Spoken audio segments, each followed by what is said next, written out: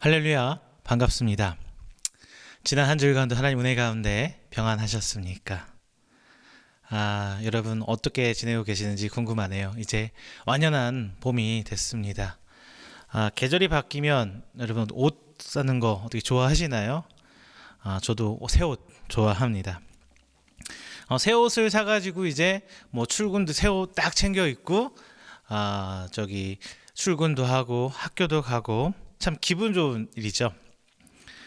그런데 저는 새 옷을 사려면은 매번 고민을 해야 돼요.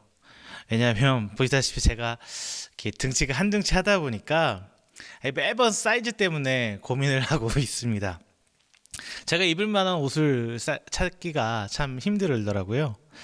언젠가부터 옷이 이제 저는 그래요. 개인적으로 옷이 작아진다.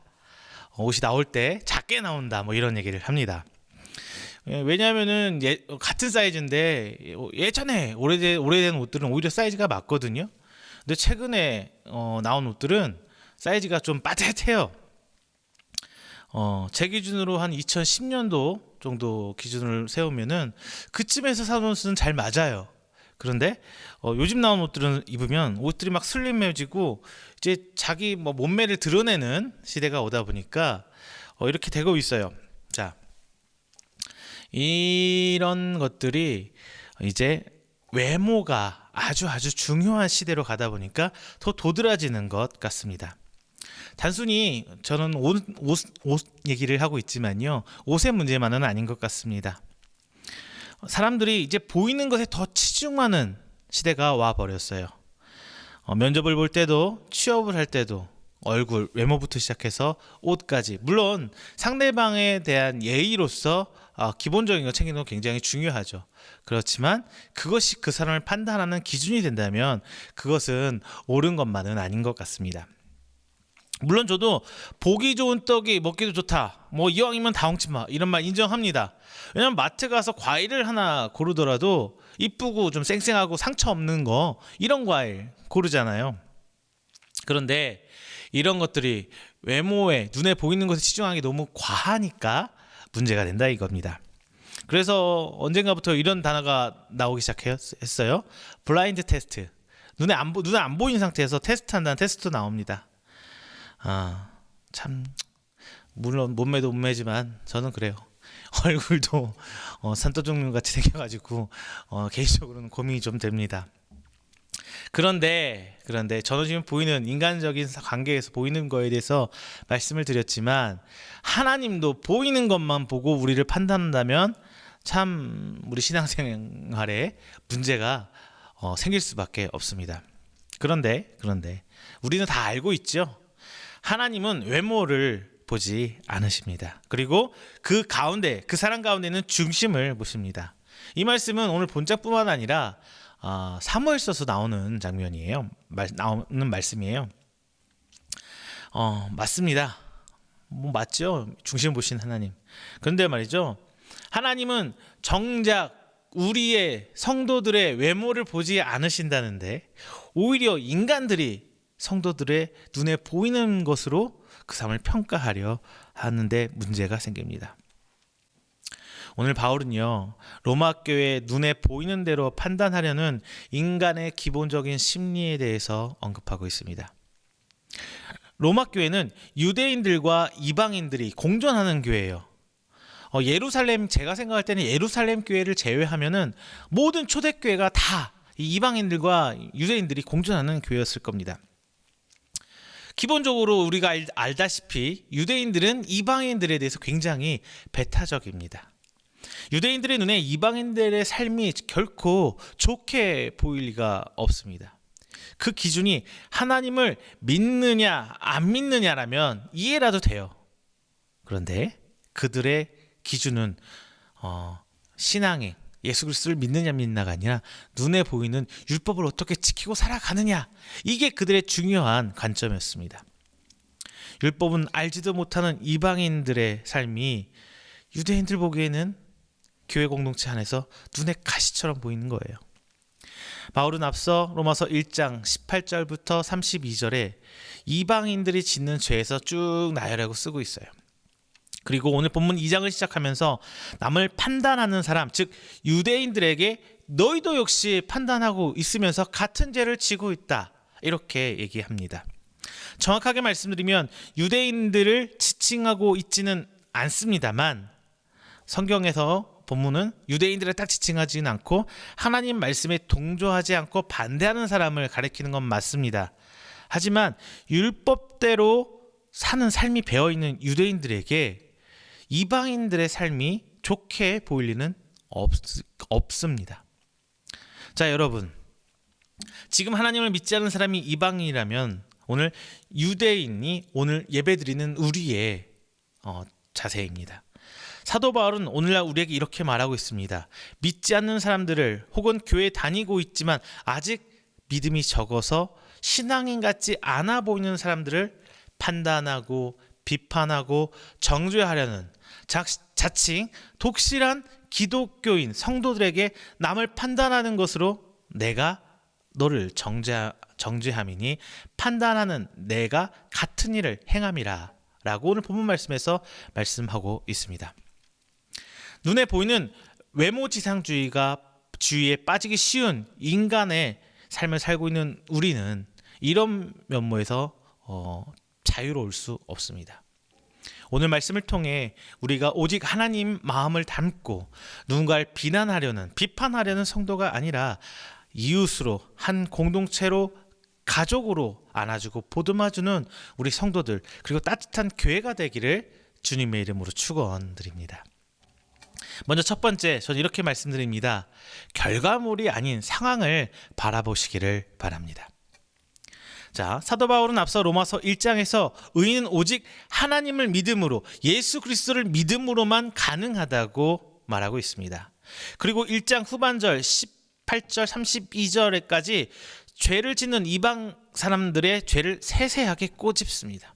그리고 2장을 시작할 때 오늘 본문의 말씀 1절 그러므로 라고 말씀을 시작합니다. 앞서 1장의 죄들은, 그리고 인간 세상의 모든 죄들은 그 어느 누구도 벗어날 수 없음을 1절에서 사도 바울은 확정짓고 있는 것입니다. 왜냐하면 그 어느 누구도 내가 아닌 다른 타인에 대해서 판단하지 않는 사람이 있을 수 있습니까? 비판하지 않는 사람이 어디 있을 수 있습니까? 비난을 한 번도 하지 않은 사람이 있을 수 있을까요? 행위로 완전한 사람이일지언정 율법을 내가 다 지키고 하나님께 온전히 살고 있다고 말하는 사람은 있을 수 있어요. 스스로 자칭. 그렇지만 누군가를 미워하고 비판하고 판단하고 정죄하고 비난하는 행위는 누구나 다 머릿속으로라도 하고 있거든요. 이런 사람이라도 결코 죄의 범주에서 벗어날 수 없는 것이 바로 우리 인간입니다. 그런데 우리가 사랑까지는 아니더라도 이해하려고 노력한다면 할 수 있는 것이 그 사람이 지은 죄를 넘어서서 왜 그런지 파악한다면 우린 조금이라도, 사랑까지는 아니지만 이해는 가능할 수 있을 것 같아요. 얼마 전에 저희 큰아들 우리 시연이가 화장실 문고리를 부러뜨렸어요.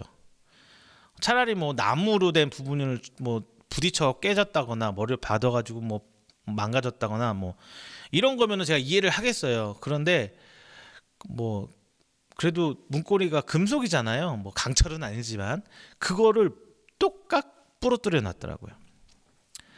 아유, 집사람이 말씀 설교 준비하는데 사진을 찍어 보냈더라고요. 근데 사진을 보는데 참 난감하더라고요. 아유, 엄마가 이렇게 씻고 있는데 몸이 안 좋아가지고 애들이 문 열었다 닫았다 하면 춥고 신경 쓰이니까 문을 잠궈놨는데 이제 시연이가 억지로 엄마 찾으러 가면서 문을 확 틀었는데 훅 부러진 모양이에요. 사진을 보고 이제 화가 나기보다는 좀 어이가 없었거든요. 근데 집사람이 저한테 이렇게 말하더라고요. 망가뜨렸다고 혼내지 말고 그냥 문 고쳐달라고 얘기를 하더라고요. 뭐 제가 그러진 않는데 어떻게 집사람 눈에는 제가 맨날 애들 혼내는 사람 이렇게 보였나 봐요. 이게 큰아들뿐만 아니라 둘째도 어렸을 때 큰 거 한 건 했습니다. 저희 결혼할 때 이제 산 TV를 쇠구슬로 그냥 냅다 던져가지고 완전히 깨져 있어요. 근데 제가 그때 딱 집에 있었거든요. 저는 부엌에서 있고 거실에 있는 TV를 딱 소리 나고 깨뜨리는 소리 들고 가보니까 TV가 깨져 있는 거예요. 근데 이놈 왜 구슬을 거기다 던지는 거, 아무거나 물건 던지는 거 아니야 말을 했는데 화를 내지는 않았거든요. 그리고 지금까지 우리 둘째 놈 보면은 네가 저 TV 고장내 먹었어. 저희 지금도 그 TV 치우지 않고 있어요. 네가 지금 TV 깨먹었으니까 네가 크면 사갖고 내. 그러니까 우리 둘째가 당당히 말해요. 아니 우리 딸은 저기 TV 하나 더 있잖아. 근데 왜 사야 돼? 그게 부모 자식인 것 같아요. 근데 단순히 문을 고장내고 뭐 TV를 깨먹고 이런 잘못을 지적한다고 한다고 하면 뭐라고 하겠지요. 그런데 매번 그들이 자녀들이 잘못한 걸 지적하고 뭐라고 잔소리 한다면 아이들 입장에서는 어떨까요? 엄마 아빠는 맨날 화내는 사람, 뭐 잔소리하는 사람 이렇게 되어버려요.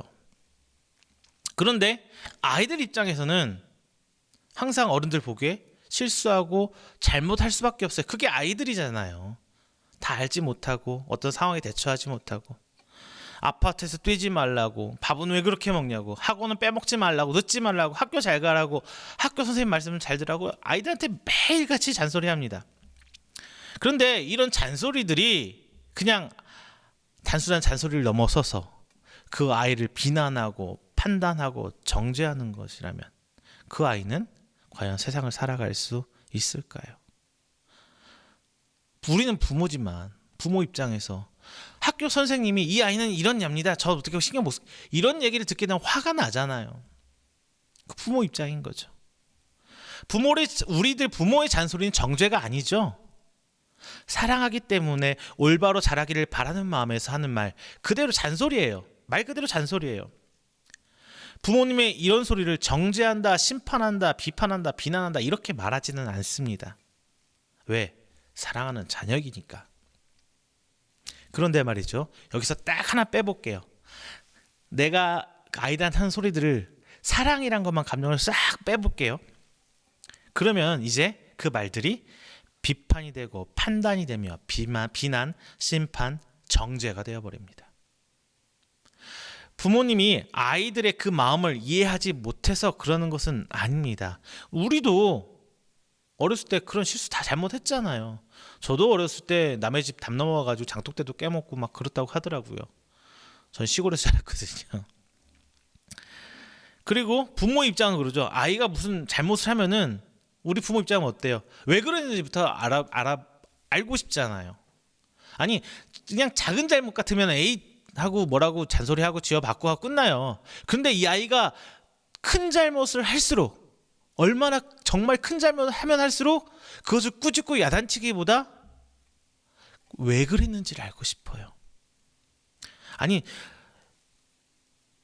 이게 부모 마음이잖아요. 근데 왜 그래요? 내 자녀를 용서해 주고 싶은 마음이 깔려있기 때문이에요. 그 아이를 지어받고 뭐라고 하고 막 내치고 혼내고 그 마음 이전에 내 아이로 사랑하는 마음으로 용서해 주고 싶은 마음이 깔려있는 거예요. 그게 부모 마음이니까요. 이것은 단순히 부모 자식 간에만 있는 것은 아닙니다. 내가 믿던 사람, 좋아하는 사람, 뭐 이런 관계에 뭐 특별한 친밀감을 넘어서서 그냥 조금만 알던 사이일지라도 무슨 큰 잘못을 했다면은 아 왜 그래? 아 그 사람 왜 그랬대? 뭐 우리 보통 이러죠. 그리고 납득할 만한 이유가 있으면은 그럴만 했네. 아니면 뭐 그럴 수도 있지. 우리 이렇게 대응을 하게 되잖아요. 자신과 연관성이 있는 사람이라면, 자신이 관심을 갖고 있던 사람이라면, 믿고 신뢰할 만하다고 생각하던 그 사람이라면 결과보다도 과정에 관심이 있어야 합니다. 왜 그랬을까? 그리고 납득할 만한 상황이 있다면 그 죄 자체를 완전히 용서하지 못했을지라도 그 사람에 대해서 이해는 하게 되잖아요. 그런데 여기서 자신과의 관계 혹은 관심이 빠지게 되면 말 그대로 판단, 비판, 비난이 일어나게 됩니다. 이것이 인간 심리잖아요. 더 웃긴 것은 우리도 똑같은 잘못을 저지를 수 있다는 것입니다. 바울은 이것을 3절에서 이야기합니다. 이런 일을 행하는 자를 판단하고도 같은 일을 행하는 사람아, 너도 똑같이 하고 있어. 너 지금 저 사람 비판하고 있잖아. 그럼 너도 지금 똑같은 짓을 하고 있는 거야. 자, 이것을 이제 우리 하나님과 우리 인간관계에 대입해 보자고요. 하나님께서 인간의 죄, 잘못, 실수에만 관심을 갖는다면 그 누구도 구원이라는 결과를 얻을 수 없습니다. 하나님께서 결과로만 우리를 판단하신다면 우리는 결코 하나님의 자녀, 하나님의 성도가 될 수 없어요. 하나님께서는 우리의 결과만 보지 않으십니다. 결과보다도 더 중요한 것은 그 일이 이끌어가는 과정이 하나님은 더 중요한 거예요. 하나님께서는 그 과정에 예수 그리스도가 있길 바라십니다. 그리고 이 예수 그리스도가 우리가 생각하고 결정하는 모든 과정에 영향력을 끼치기를 원해요. 결과는 그 다음이에요. 결과는 그 다음이에요.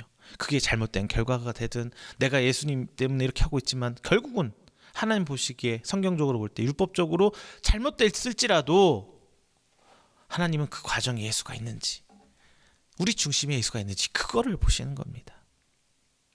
자, 판단할 수도 있어요. 비난, 비판, 정죄, 물론 심판 안 해야 하지만 우리는 결코 이 단어로부터 자유로울 수 있는 사람이 아니잖아요. 그런 삶을 살고 있지가 않잖아요. 그렇다면 차선으로 그 사람에게 사랑까지는 뭐 바라지도 않더라도 최소한 하나님께서 인자하심으로 우리 회개를 하게 하시고 그 인자로 기다려주시는 것처럼 우리도 관심을 갖고 그 과정을 들여다보십시오. 그렇다면 이제 그 과정을 들여다보기 위해서 노력을 하게 된다면 그 사람이 무엇을 했다가 아니라 왜 했는지를 알아보려고 노력하다 보면 이제 우리는 뭐 어떻게 돼요? 그 사람의 새로운 면모가 보이기 시작합니다.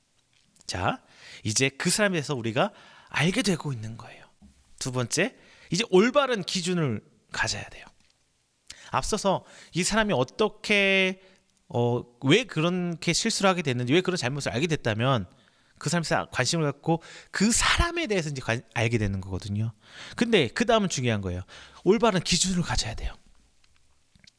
올바른 기준이 있어야 돼요. 자, 이제 우리는 사람에 대해 관심을 갖게 되었습니다. 그리고 죄나 결과를 넘어서 그 사람에 대해 알 수 있는 틈을 만들었어요. 그리고 이제 우리는 이런 판단으로부터 자유로울 수 없다는 것도 알게 됐어요. 그렇다면 우리는 판단의 기준에 대해서 좀 생각해 봐야 하잖아요. 먼저 바울은 2절에서 이런 일을 행하는 자에게 하나님의 심판이 진리대로 되는 줄 우리가 아노라 라고 말씀합니다. 이 말씀은 모든 사람에게 동일한 기준으로 심판하시는 하나님의 공의에 대해서 말을 하고 있는 거예요. 그리고 3절에서 이런 일을 행하는 자를 판단하고도 같은 일을 행하는 사람아, 내가 하나님의 심판을 피할 줄로 생각하느냐 라고 말하면서 그 누구도 심판이라는, 하나님의 공의의 심판이라는 것을 피할 수 없다는 걸 분명히 이야기합니다. 그런데 유대인들은 말이죠, 자신들이 이미 구원받았다고 착각하고 살고 있었어요. 자신들은 이방인들이 갖지 못한 도덕적 선이 있다고 믿었어요. 도덕적 선. 왜? 율법적으로 그들은 그런 마음을 가지려고 하고 살아왔으니까. 어렸을 때부터 도덕적 선이 있다고 생각해요. 그리고 자신들은 율법을 지키고 살았고 하나님이 택하셨고 자신에게 율법을 주셨기 때문에 자신들은 하나님의 율법을 소유한 백성이라고 믿고 삽니다. 자신들에게만 율법을 주셨다고 생각하는 거예요. 그 마지막 세 번째 할례입니다. 이 할례로 인해 자신들은 심판을 피할 것으로 그들은 생각했어요. 그렇게 믿었어요. 자, 이런 유대인들의 믿음에 대해서 우리는 이렇게 말합니다. 전혀 아니다. 전혀 아니다. 그냥 너네들만의 착각이야, 그거는. 우린 다 알고 있잖아요.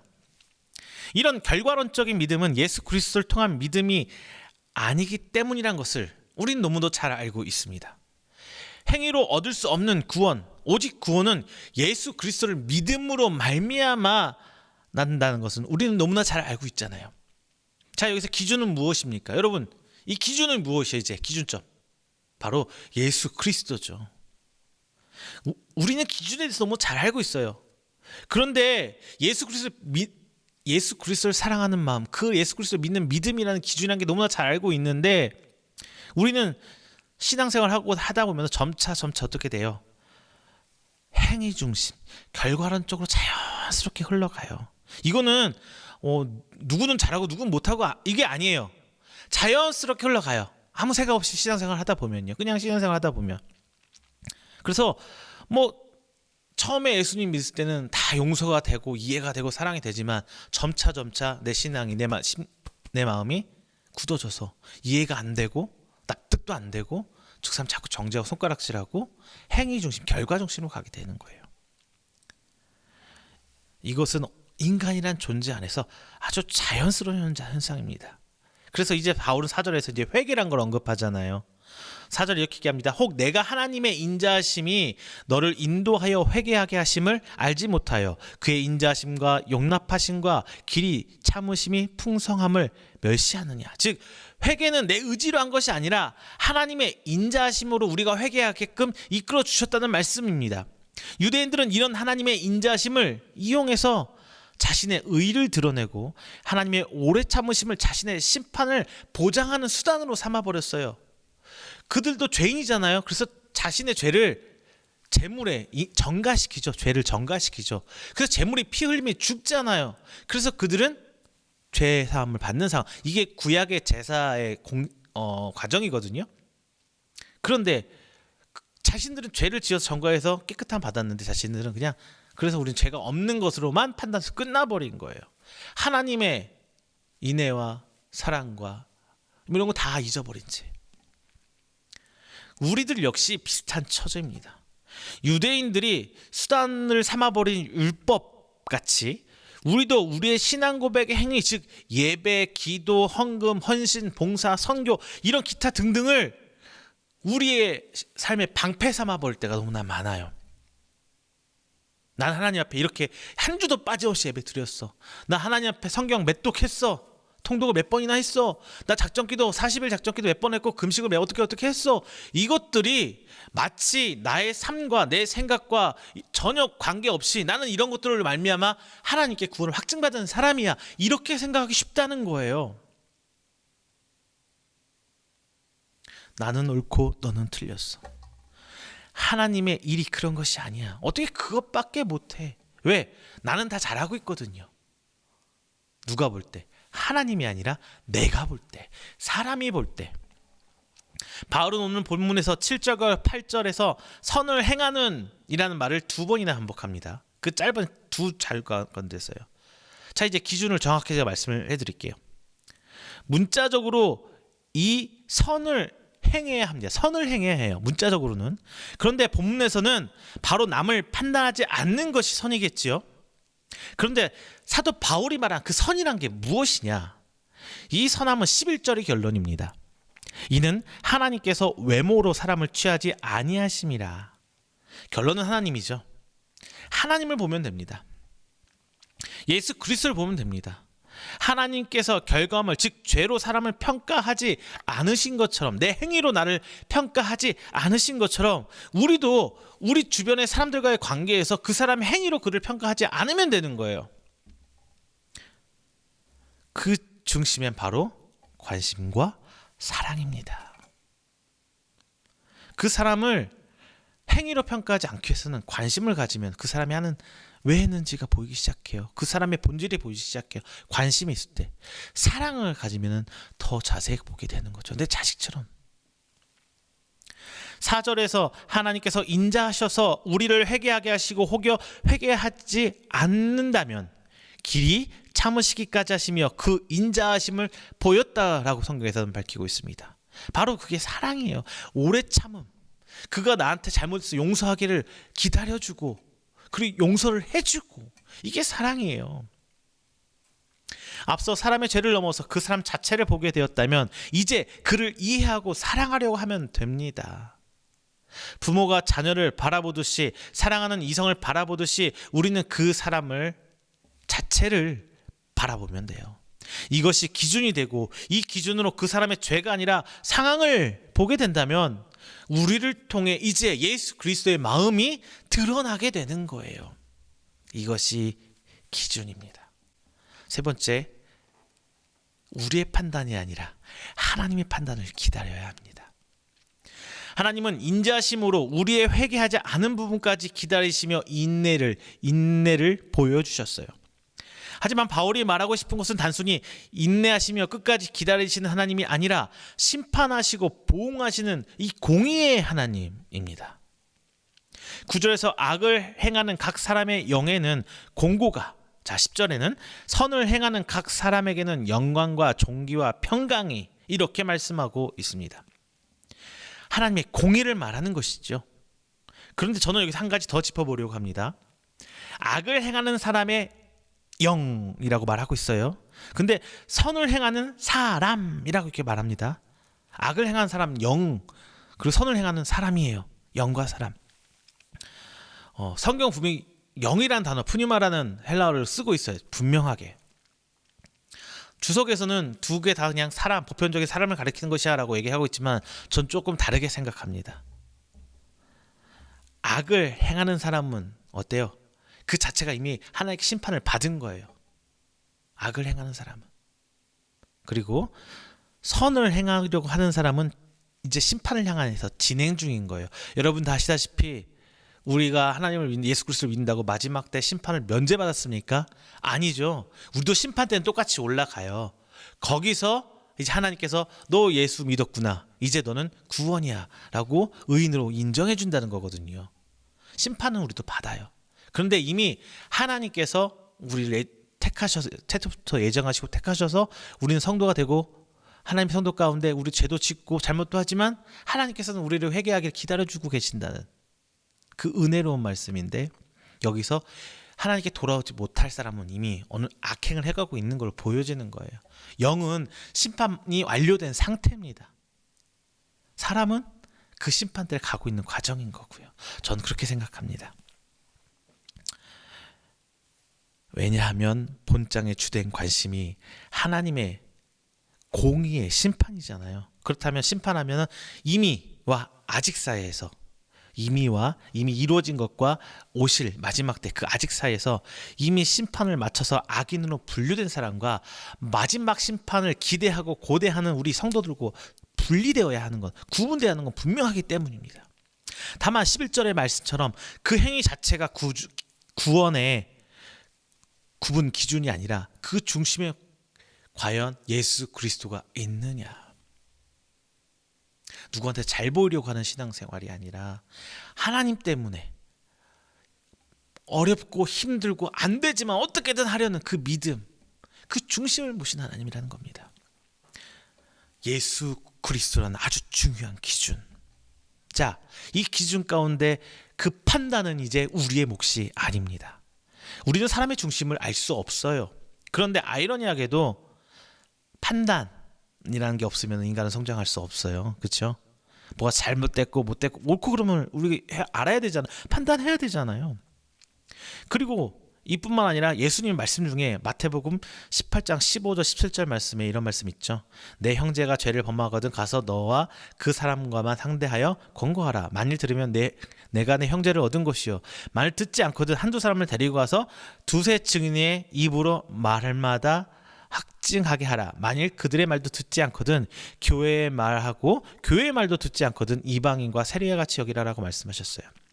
여기서 죄를 범하거든이란 말에 우리 분명히 판단이 들어가 있습니다. 분명히 판단이 들어가 있어요.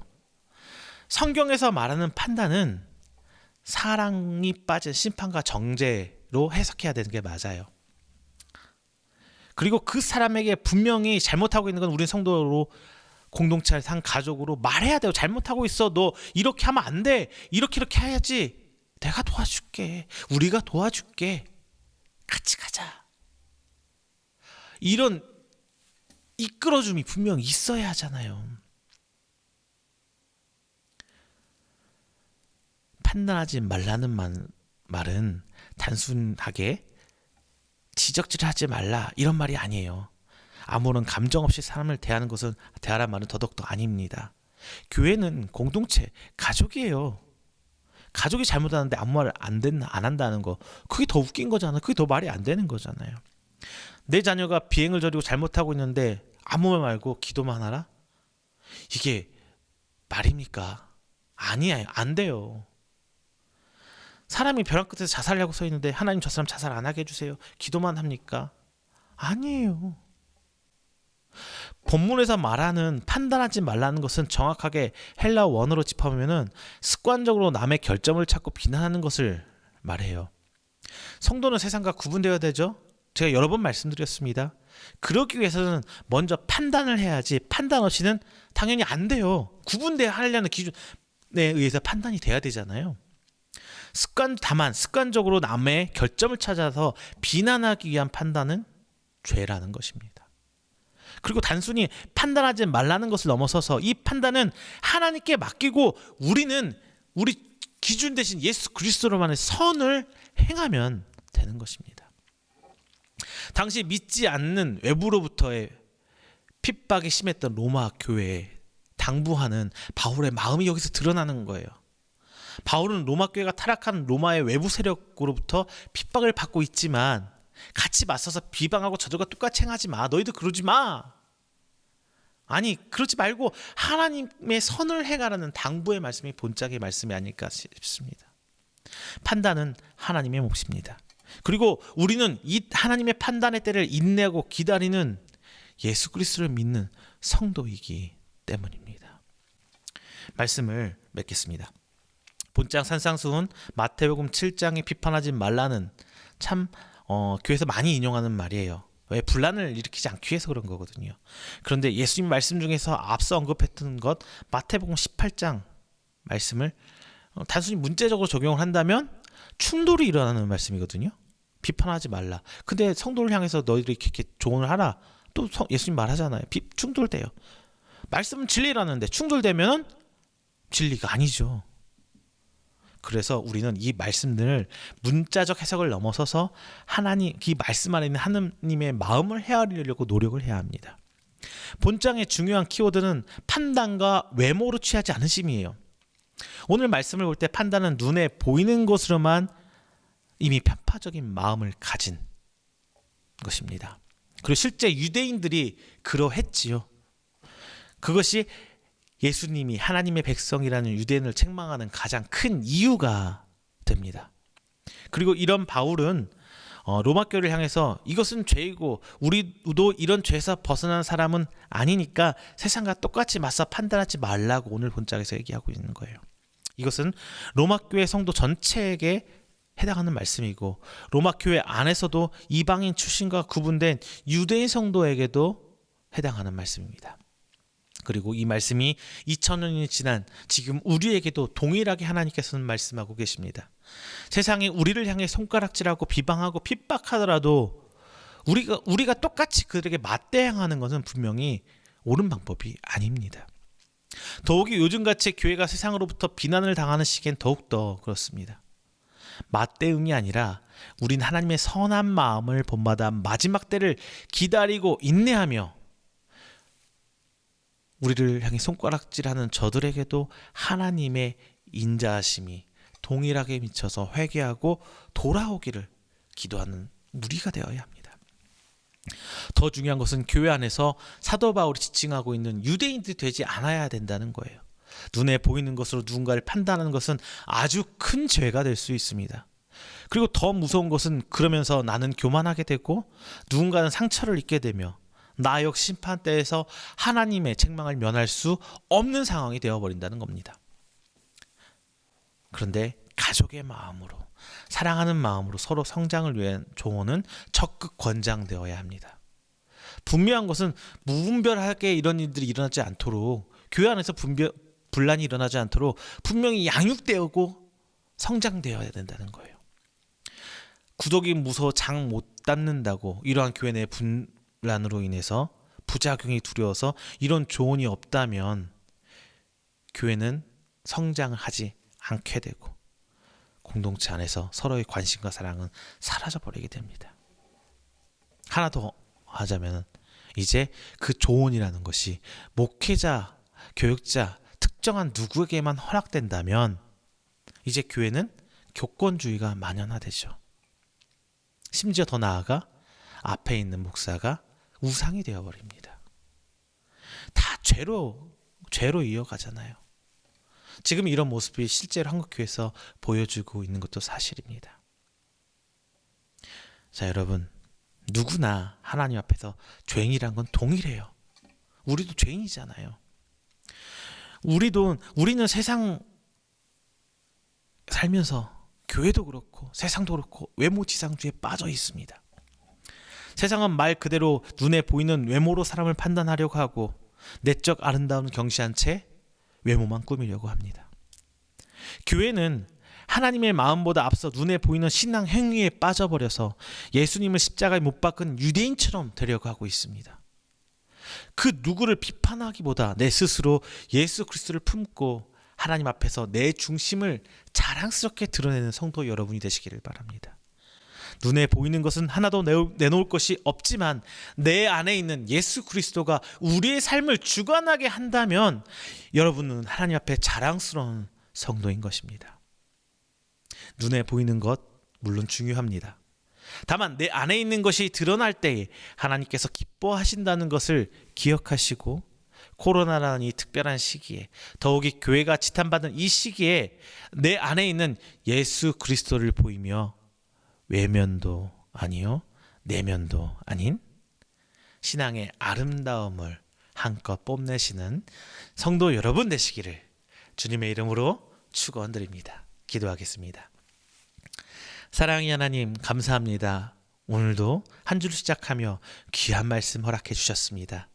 오늘 말씀을 통해 저희들이 조금은 더 하나님 형상을 회복하고 변화되기를 원합니다. 귀한 말씀을 통해 눈에 보이는 것만 취하고 판단하려는 것이 아니라 내 안에 깊이 있는 예수 그리스도를 중심으로 삼아 서로 협력하며 사랑하는 마음으로 조언하고 이끌어주고 서로 성장하는 귀한 교회와 성도가 되게 하여 주시옵소서. 이 과정 분명히 어렵습니다. 저희들 힘으로는 힘듭니다. 하나님께서 순간순간 간섭하여 주시고 이끌어 주셔서 날로 성장하는 우리 귀한 성도들 될 수 있도록 주님 은혜로 붙들어 주시옵소서. 이 모든 말씀 사랑이 많으신 예수 그리스도의 이름으로 축복하며 기도드립니다. 아멘.